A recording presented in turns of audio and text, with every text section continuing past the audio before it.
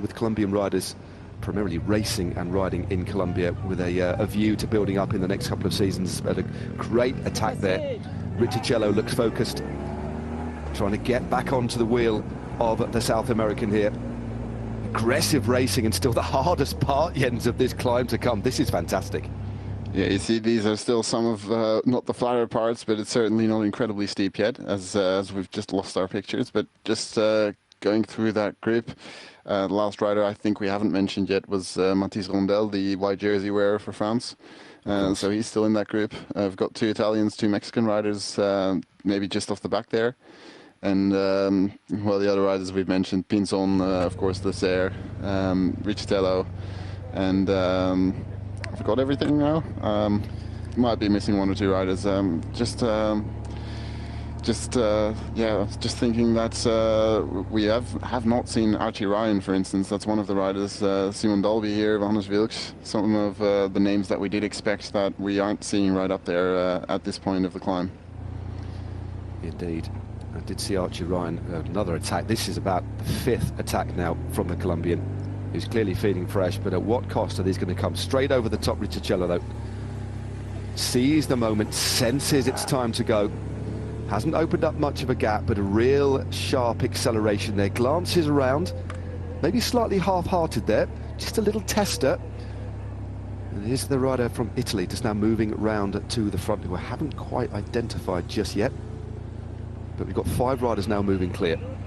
Riccicello is there. Edgar Pinzon of Colombia is in the mix as well.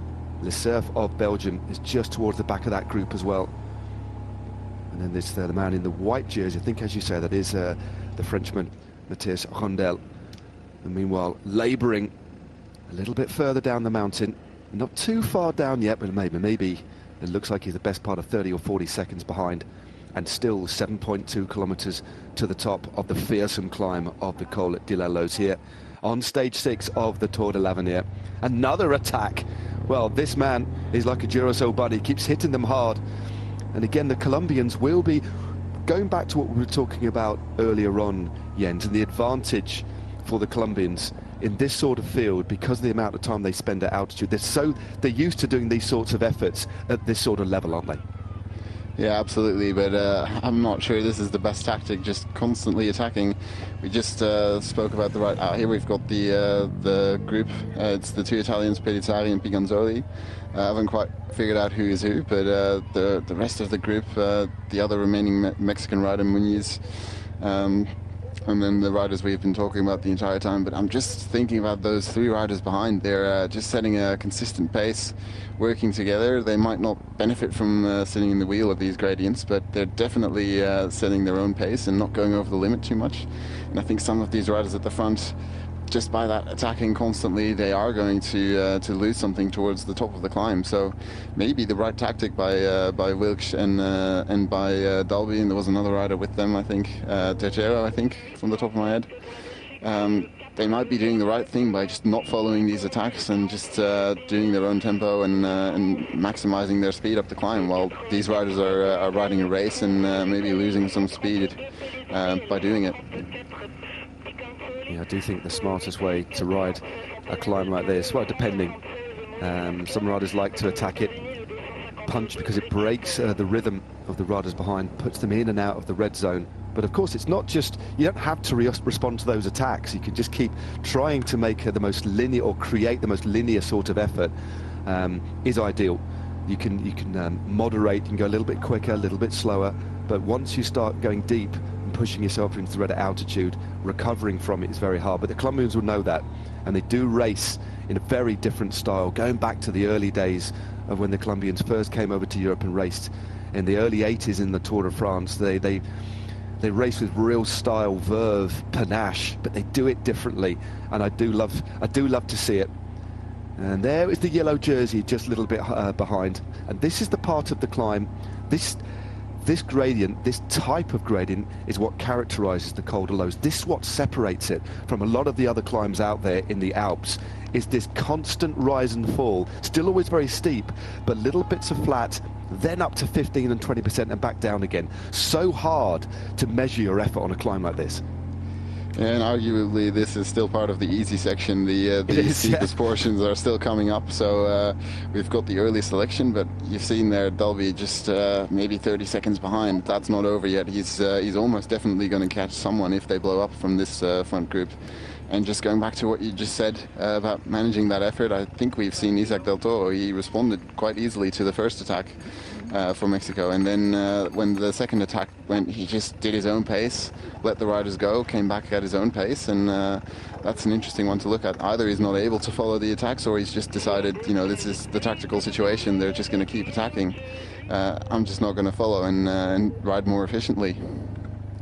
Yeah, it's certainly smart from what I've seen so far. Just waiting, biding your time, being patient, and also having confidence in your ability to well. And also, you know the cost. If a rider keeps repeatedly attacking like that, you know that at some point it's going to come at a cost. As we see Pellizzari, Giulio Pellizzari now slipping away from the back of this group.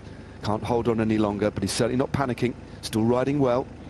Got that low gear in, high frequency pedaling. And as you see, the road just drops there. It's a very small descent, then it picks up again as William Junior Lecerf on the front here for Belgium. He's been setting the tempo for the best part of a kilometre with Matteo Riticello of the United States of America in the Stars and Stripes kit, sat on his wheel. A little bit of looking round now, but this is a good group of riders that's formed. But interestingly, it is Lecerf who's keen to set the tempo here.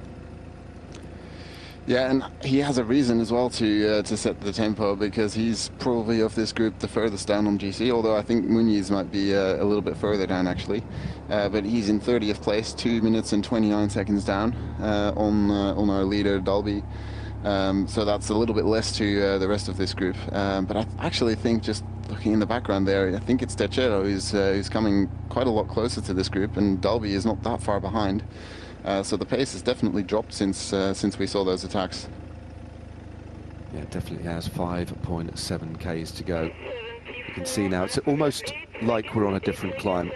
We're essentially on a bike path. This next phase of the climb is on roads that are pretty narrow all the way up. But a very nice road surface, nice and smooth.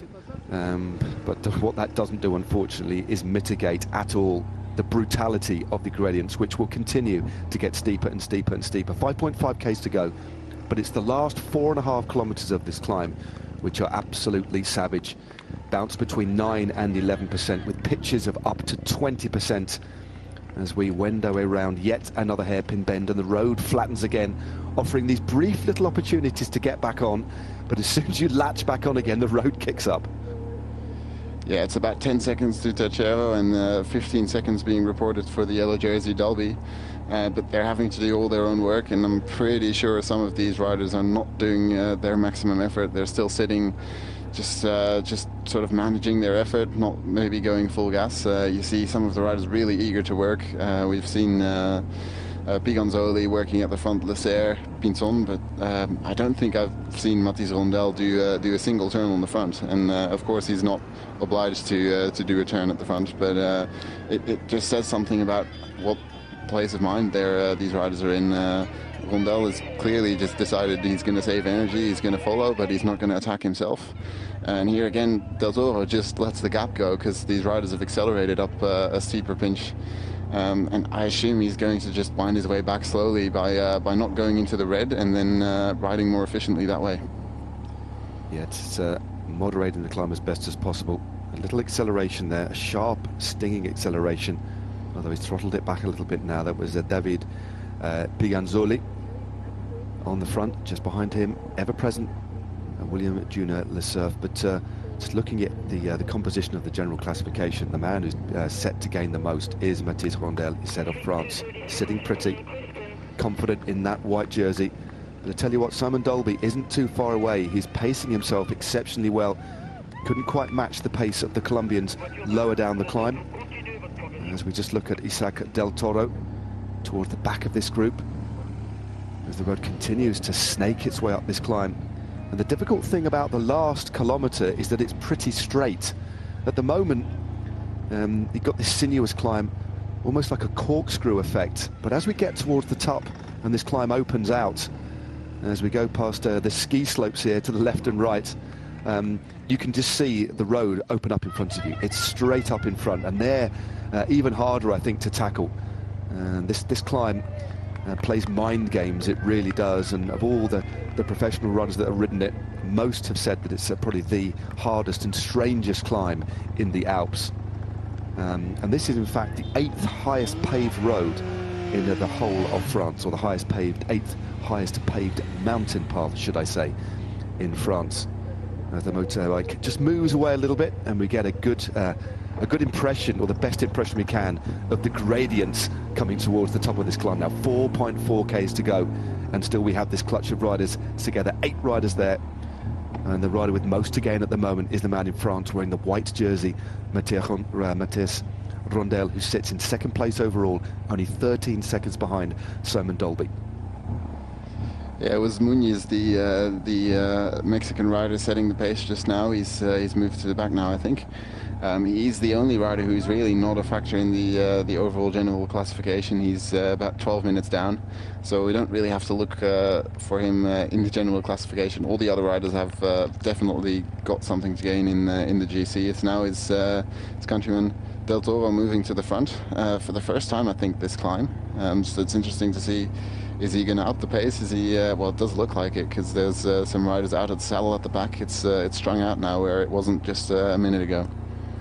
Yeah, Del Toro sits in 22nd place himself at bang on 2 minutes, the same time as Pinzo, who's doing all the attacking earlier on.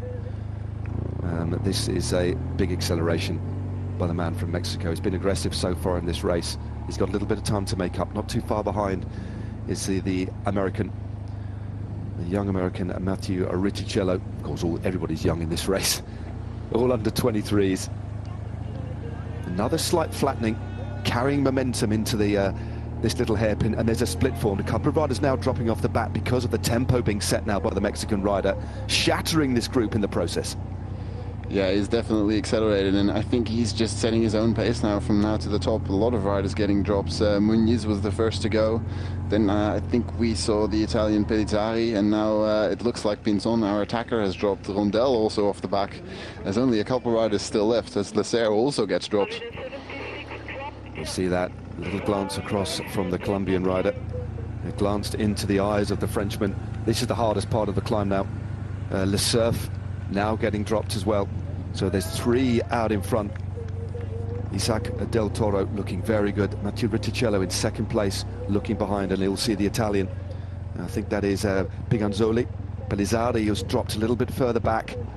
The road continues to ebb and flow here, gaining elevation very, very quickly. The motorbike giving these riders a little bit of extra space. I think it's in danger of stalling. They're moving so slowly on these brutally steep gradients. Yeah, I think that's the reason. Isaac del Toro he's very clearly chosen a strategy this climb. He saw those first attacks, followed one, then sat back for the others, just judging that it wasn't worth following. He would just set his own pace, ride as efficiently as possible while still staying in contact, and sat on the back for most of this climb. And then suddenly he's just decided the last 6 kilometers or 5 kilometers, I think he went, I'm just going to set my own pace, and I'm gonna ride it as fast as I personally can. And yeah, these 2 riders are still in his wheel, but I imagine he's measured this effort perfectly, and he's not going to slow down. So we'll see how long these riders can stay in his wheel, and if they've got anything left to still attack him.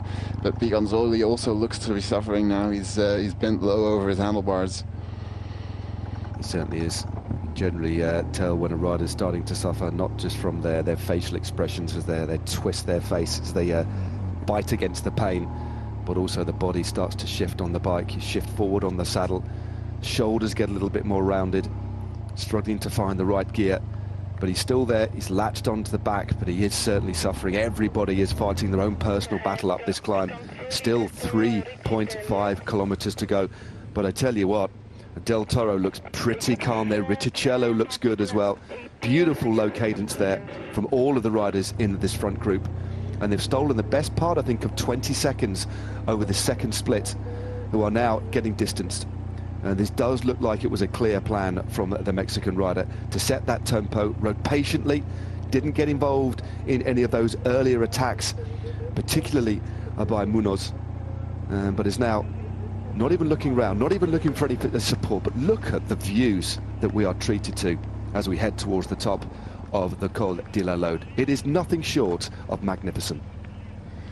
Yeah, we can enjoy the views. I think the riders will not be looking around too much at this moment. They're just suffering, riding as fast as possible up this climb, and to be honest, you can't really go much slower. It's pretty full on at these gradients, and the gap is really going out now. I think we've got clearly these three climbers, or these three riders are the best climbers in this race at this point, and it's actually Piganzoli's teammate Pellizzari who's setting the pace in this group, which is a bit of a surprise. Well, the best placed rider in the front group is Matteo Riccicello. He sits at 1 minute and 33 seconds. Haven't seen the time gap now to Simon Dolby. So the man with the most to gain in terms of time is the man from the United States of America as we look a little bit further down the climb. Some big gaps are going to open up. And look at this. This is where the road really bites. This is around 15 or 20% here. They're reduced to nearly walking pace. Romero, Riccicello, and also Piganzoli of Italy, Mexico, the United States of America, and Italy represented. This trio of riders still have 3 kilometers to go, and this climb is unrelenting. But riding with some composure, still happy to set the tempo here, riding his own race here, is the Mexican, who looks pretty relaxed, all things considered, Jens. Yeah, this is the first time we've seen him open up and try to let Riccicello come through, and Riccicello has taken that as a sign to attack. He's gone right over the top of Del Toro the second he slowed down, and it's now Piganzoli who's on the front, dragging Del Toro with him for the first time. And this also does look like it's thought about by Del Toro, because the road just flattened off there. He's sitting in the draft again. He's really tactically riding a brilliant race at this point, but Riccicello is moving off the front now, and he's going to have to catch Riccicello at some point if he still wants to win this stage. Riccicello, as we said, finished the Giro d'Italia, his first ever Grand Tour. His best placing was on one of the hardest stages. He was 11th place on the stage. Stage 20 it was. No, it was the time trial, of course, wasn't it? That was a brutally steep time trial, but was involved in multiple attacks. But he's clawed back here. It was a launch straight over the top, but he is being brought back slowly by Piganzoli.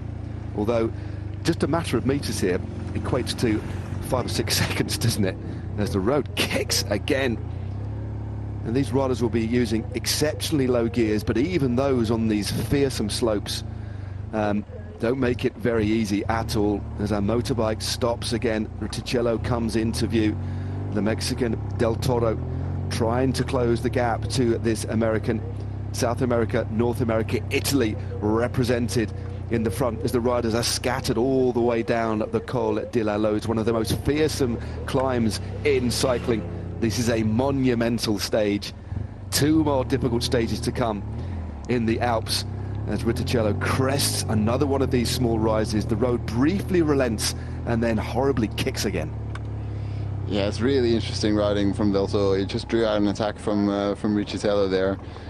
Sat in Piganzoli's wheel until the road started to become steeper again, and then he just rode across without that real peak of acceleration. I would say this is incredibly smart riding, incredibly mature riding as well for someone who's only ridden on the road at this level for 2 years. And he's back with Riccicello. Piganzoli is still a little bit off the back, and here they're going to come through this camera.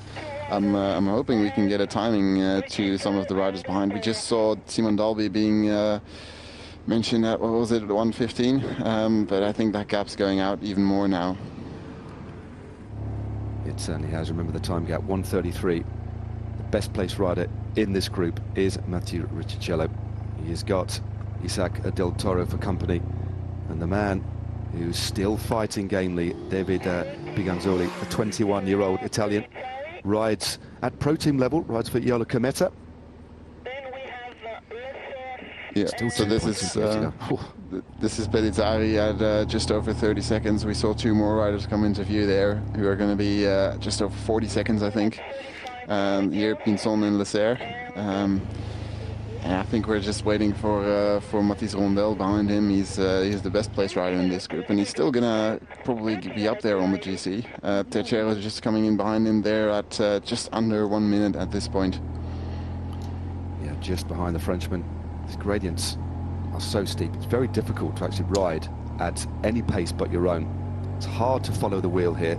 The rhythm constantly broken, but the Mexican now really piling on the pressure as this road continues to undulate, gaining elevation, losing it briefly. It's like 2 steps forward, 1 step back on this climb, but look at that. This ribbon of road strewn across this mountain, this beautiful mountain. It's a lovely clear day here, but Mexico lead the United States of America. Italy struggling in the wake of the pace being set by the man on the front, Isaac del Toro, who's having a magnificent race. He's ridden such a strong, but as you were saying, Jens, intelligent race so far, but Riccicello looks like he's still got a lot of spark there as well. Yeah, I couldn't tell you at this point who's going to win this stage, but it's pretty clear that both of them are going to be up there this week. Biganzoli, just looking at the GC, he's on 129 at the moment. If we look back to Riccicello, is at 133, so those are really close. Del Toro lost a little bit more in the team time trial, of course, losing 2 minutes there, the maximum amount that the teams were allowed to lose. But these two riders within 31 seconds of each other on the GC, so if they remain close together on the GC, we're definitely going to get a very interesting final 2 stages. No, we certainly are. Just look at that view. The rider there, I can tell that isn't one of the competitors. It's somebody who's decided to climb this hill themselves. I think it'd be better off walking almost. It's that hard. It really is. The last few meters of this climb, nothing short of brutal. Now this is important here. Riccicello needs to power on. He'd love to win the stage, of course, but more importantly, one would imagine he wants to move himself in to the maillot jaune, into the yellow jersey. Simon Dolby, quite a long way down the mountain, definitely a minute or more behind, maybe even a little bit more than that. In fact, we've not caught sight of him at all. But Del Toro now moves through to the front, and as you quite rightly said, I missed Piganzoli, as you say, just a few seconds in front of the American. So Riccicello needs to keep on riding, not just for the stage win here, but he's not that far away from moving himself into the maillot jaune, unless of course Isaac del Toro can take the best part of 27 seconds out of the American as the road kicks up once more. 1,200 meters to go, and Piganzoli is not done yet, gaining a little bit of ground, but then the road rears up. So difficult this climb is. 1,200 meters. Who's it going to be? Isaac del Toro of Mexico versus Matthew Riccicello of the USA. What a fantastic fight we're seeing on the slopes of the Col de la Loze. Yeah, and again, looking at the GC, Mathis Rondel, last time when we saw he was still at less than a minute. Simon Dolby is now being called at 1 minute 45, so they're not going to be too far out of it. If this is just a bad day for them, they're still going to be very close, because they're not going to be more than a minute behind at this point if Riccicello does take over the jersey. And here he goes. It's a final attack. Del Toro, is he able to follow? Oh, big launch there by Riccicello. He does. He's turning a sprocket or so higher. Riccicello using a lower gear here, opening up a small lead. It looks as if the man from Mexico is starting to struggle. Again, fighting with his bike as this man continues his pursuit. David Piganzoli is dropping away a little bit now as the American forces his way up this climb. But I tell you what, the Mexican isn't done yet. He's opened up a couple of bike lengths now. We've only got about 800 meters to go, but the road continues to rise. Spectacular scenes here, and we still cannot call this one, Jens. No, this is exactly how Del Toro has been riding this stage, and also how Riccicello has been riding. Riccicello constantly on the attack, following moves by Pinzon earlier in the climb, now going himself a couple times, but Del Toro has just decided to do his own pace, not to go over the limit. Although it does look like he's starting to struggle, he's still not out of it. He's only a couple seconds back, and he might just be able to claw this back if he keeps on doing his own thing. Riccicello, maybe he's gone over the limit a little bit on that attack, and he's starting to suffer as well. They're still right next to each other, and I think Del Toro has actually made it back to the back wheel of Riccicello now. It looks like he has. It's so hard just to close that last meter. It is just a matter of 2 or 3 meters, but he is now latching himself back into contention. Another nervous glance round from Matthew Riccicello, but the Mexican is back in contact. Isaac del Toro moves over to the left-hand side. He glances around, and it's now daylight between them and the Italian, who is the best placed rider on the general classification of the 3 riders up the road. But it looks as if it would be Matteo Riccicello now is going to move into the yellow jersey unless Simon Dolby can do something special. This is the man in third position on the mountain, fighting his own personal battle as we get ever nearer the finish here. What a stage it has been. This is stage 6 of the Tour de l'Avenir. From Meribel to the brutal summit finish at the Col de l'Elos, 2,296 meters above sea level. And again, this time, turning a huge gear, it's Isaac del Toro who moves through to the front, trying to drop the American who is struggling in his wake. I don't even think it's an attack at this point. They're just hanging on for dear life, trying to get to the finish. This is one of the steepest climbs in cycling at the moment, and Del Toro is still leading. Riccicello right on his wheel. Has he still got any energy left? Or well, it's going to be very, very close coming into the finish with only just over 100 meters to go. Well, here we go. We're coming into the finishing straight now. Riccicello versus Del Toro. Who is going to emerge victorious? The crowd banging the boards here. Nobody's coming into view just yet, and it is Del Toro just in front. Del Toro looks like he's stolen a march from Riccicello. It's going to be Mexico that take the win here. What? Isaac del Toro takes victory atop the Col de l'Elos to take stage 6 of the Tour de l'Avenir. Matteo Riccicello in second place for the United States of America. What a fine ride by him. And the clock has started. Simon Dolby started the day in the yellow jersey. 1:33 behind was Riccicello. This is the Italian coming into view now. Superb ride by David Pignazzoli of Italy, fighting all the way. This will move him right up into contention. It should be second overall on the day, but it all depends on what Simon Dolby can do, of course. But this man has gone so deep. What a ride. Perfectly paced. Had the punch at the end to take the biggest win of his career. And look at what it means. But look how deep he has gone. A spent force, but a victorious one. Yeah, I'm just going to guess that this is the first stage win by a Mexican rider in Tour de l'Avenir history. I don't think I need to look that one up.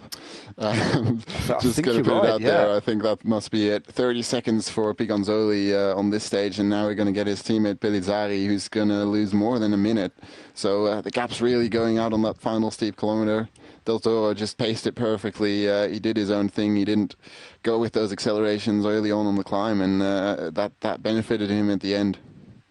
It's Pellizzari crosses the line. Now it's the Belgian, William Junior Le Cerf, who crosses the line. And the man that did a lot of the damage earlier on, Pinzon, now crosses the line for Colombia. Everybody has ridden themselves into the ground on this brutal climb. But what a ride by Isaac del Toro. He rides for the AR Monex Pro Cycling Team. He's only 19 years of age as well. And as we look at the best young rider, this jersey will be moving from this man's shoulders, possibly to the Mexicans. We'll have to double check on the timings, but this is Matthias Rondel, the first of the Frenchmen home, stops the clock. And is assisted by one of the helpers there because he's gone so deep. Another one of the Mexican riders coming through now as well. This is Muniz, should I say. Still no sign of the yellow jersey. So I think it is going to be moving on to the shoulders of Matteo Riccicello. Yeah, I think we're pretty safe in saying that here we've got Johannes Koolset and Jan Christen, who got dropped fairly early on the climb. They're coming across the finish line now. I think Simon Dolby might have gone a little bit too deep, but this is that sprint. Del Toro just paced until the final couple meters and then accelerated away from Riccicello. Just had a little bit more left there in the end. Yeah, got dropped in the about 600 meters to go, but paced him. That's what he did. So well on this climb. Kept calm, kept a cool head, and in the end had what was needed to take a sensational victory. The riders will be finishing for the best part of half an hour on this climb, I can tell you that. They'll be spread all over the mountain. As the team cars trickle across the line, we should get confirmation of the result and hopefully look at what the general classification looks like as we look at the view. This awe-inspiring view across the Alps here.